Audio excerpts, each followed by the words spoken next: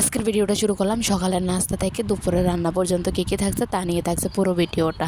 আসসালামু আলাইকুম, সবাই কেমন আছেন? আশা করি সবাই ভালো আছেন, আমিও ভালো আছি। নতুন আরেকটি ভিডিও নিয়ে চলে আসলাম আপনাদের মাঝে। দেখতে পারতেন আছেন যে সকালের নাস্তার জন্য প্রস্তুতি চলতেছে। এই তো দেখতে পারতেন আছেন সকালে লুডুস রান্না করবো, তাই লুডুস তার জন্য এখানে সব রকমের এই সবজি, গাজর, সিম, আলু, টমেটোটা এখানে কুটি নাই, টমেটোটা পরে দিব, যেহেতু আমার ঘরে টমেটো ছিল না আমি সস দিয়েছি। তো সব কিছু আগে সিদ্ধ করে নিলাম, সব কিছু সিদ্ধ করার পরে লুডুসও সিদ্ধ করে নিলাম, সিদ্ধ করে ধুয়ে নিয়ে আসলাম। এখানে তো দেখতে পাচ্ছেন সব কিছু মশলা ভালোভাবে কষিয়ে একটা ডিম ভেঙে এখন লুডুসগুলো দিয়ে দিয়েছি।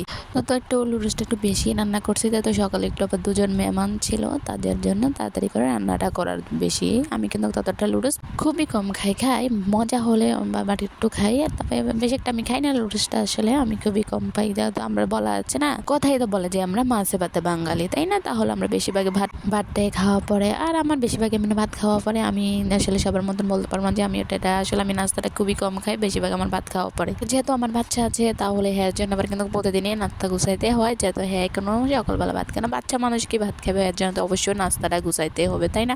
যেতে হবে আবার সকালবেলা মাদ্রাসায় চলে যায়, তাহলে একে নাস্তাটা গুছাই আর রান্না বান্না করতে হয়, তাই না? তো এখানে দেখতে পারতেন রান্না বান্না শেষ, মানে নাস্তা খাওয়া শেষ। নাস্তা খাওয়ার পরে দুপুরে রান্নার আয়োজন চলতেছে। তো দেখতে পারতেন লাউ দিয়ে মাছ দিয়ে রান্না করবো, অনেকগুলা লাউ, কিন্তু যেহেতু আমি একজন মানুষ না তার কারণে অনেকগুলা লাউ, মানে অনেকটা তরকারি রান্না করছি, পুরো একটা লাউ রান্না করছি। তবে আমি কিন্তু যদি একজন হতাম, তাও আবার গাছের লাউ, তাও আবার আমার এক জালে আমাকে দিয়েছে আসলে গাছের লাউটা তো গাছের, খেতে কিন্তু খুবই মজা হয়েছে। যাতে তুনচাঁদা লাউ, আর বাজারে কিন্তু এখন মোটামুটি লাউটা বেশি একটা খায় না মানুষ, পছন্দ করে না, কিন্তু এখন সীমাহীন লাউ অনেকটাই সস্তা, তবে লাউটা কিন্তু এখন খায় না। তারপর আবার রমজান চলে আসতেছে, তাই না? মানুষের আর বেড়াতে পড়ে যাবে, এখন তো মোটে তরকারি খাওয়া যাবে না, যেহেতু রমজান মাসে খুবই খাওয়ানোটা কমে যায়। কম যাওয়া বললেও ভুল হবে, কিন্তু আমরা হয়তো রমজানের মাসে আরো বেশি খানা পড়ে, সেটা অনেকটাই খাই, কিন্তু হয়তো রাত্রের বেলা খাই, তো একটু সারাদিন উপোস থাকি, রাত্রের বেলা তো আমরা খাই, ঠিক না? আর দুপুরের খানাটাও আমরা ভোর রাত্রে খেয়ে ফেলি, তাই না? তাহলে আমরা কখন উপবাস থাকি?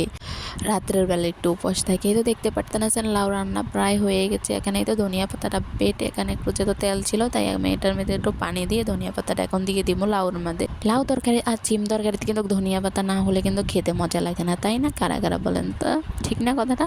লাউয়ের মধ্যে আর চিমের মধ্যে কিন্তু বেশি ধনিয়া পাতাটা লাগে। ধনিয়া পাতা আর যেহেতু এটা বাড়ির লাউ, একটু ধনিয়া পাতা বেশি দিয়ে রান্না করলে খুবই মজা লাগবে। এই তো যাই হোক, আমার বগর করতে করতে দেখতে পারতেন আছেন এই হাকিতে আমার রান্নাটাও কিন্তু হয়ে গেছে। তাই তো দেখতে পারতেন আছেন রান্নাটা কেমন হয়েছে অবশ্যই কমেন্টে জানিয়ে দিবেন।